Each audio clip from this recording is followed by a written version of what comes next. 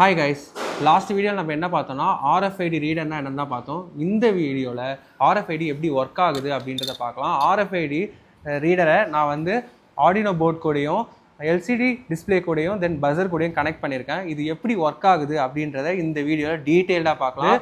Authorised card தனியாக பிரிச்சிருக்கோம், unauthorised card தனியாக பிரிச்சிருக்கோம். இப்போ ஃபஸ்ட்டு நான் ஆத்தரைஸ்டு கார்டை வைக்கிறேன்.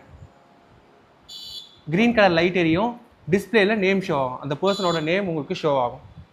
தென் அகைன் வைக்கிறேன், க்ரீன் லைட் எரியும், டிஸ்பிளேல அந்த பர்சனோட நேம் ஷோ ஆகும். Next one more time try பண்ணலாம். க்ரீன் லைட் எரியும், தட் பர்சனோட நேம் ஷோ ஆகும். இப்போ நான் என்ன பண்ணுறேன்னா அன்ஆத்தரைஸ்டு கார்டை வைக்கிறேன்.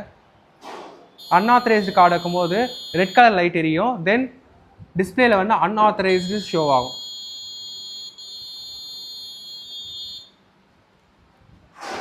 இந்த மாதிரி சிம்பிள் ப்ராஜெக்ட் வந்து உங்கள் ஸ்கூலில் பண்ணும்போது பசங்களுக்கான எலக்ட்ரானிக்ஸில் இருக்க நாலேஜ் டெவலப் ஆகும். இந்த மாதிரி சென்சார்ஸ் யூஸ் பண்ணும்போது பசங்களுக்கான அப்ளிகேஷன் ஓரியன்டான லேர்னிங்ஸ் வந்து இம்ப்ரூவ் ஆகும்.